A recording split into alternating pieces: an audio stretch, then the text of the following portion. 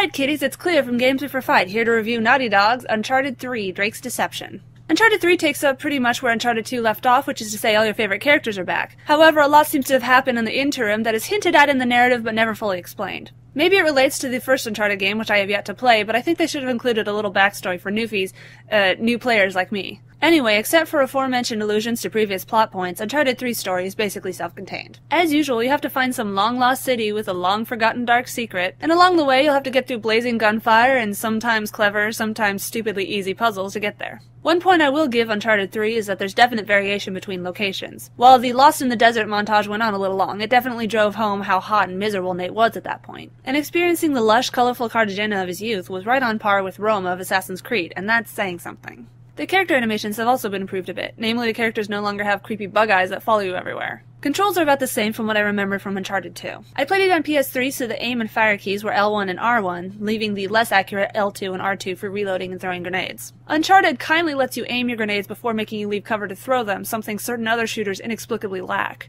As for the climbing sequences, as before, it's pretty hard to accidentally fall and kill yourself unless you're playing like a crack-addicted monkey with cerebral palsy. You're a lot more likely to get stuck clinging to a ledge 3 feet off the ground, getting gunned down while you ineffectively try to stick to cover. Cover clinging is another issue that's been improved. I remember in Uncharted 2 I had a lot of trouble with Drake sticking to every piece of cover I passed, making it extremely hard to move on to the next area. In Uncharted 3, he's almost a little too demagnetized. I died a handful of times because I was trying to get him to go behind cover, and instead he decided to grab a guy and headbutt him. I'll never understand why so many game developers decide to put the most commonly used gameplay elements on the same few buttons. He was looking at you and the triangle button, ass Creed. In a final point, Uncharted 3 does have multiplayer, and I've even heard it's not too shabby. But I'm a poor starving artist who can barely afford GameFly, let alone a $10 pass for multiplayer that I'm only going to play for a few hours on a game I don't even own. Without getting into a long-winded rant about this greedy new policy of game developers to slap an online pass on every game to graze the PS3, that was poorly played, Naughty Dog, especially on a game people are mostly going to be buying for the single player. I'm curious about Uncharted 3's multiplayer, but not enough to pay the price of a movie ticket just to see it.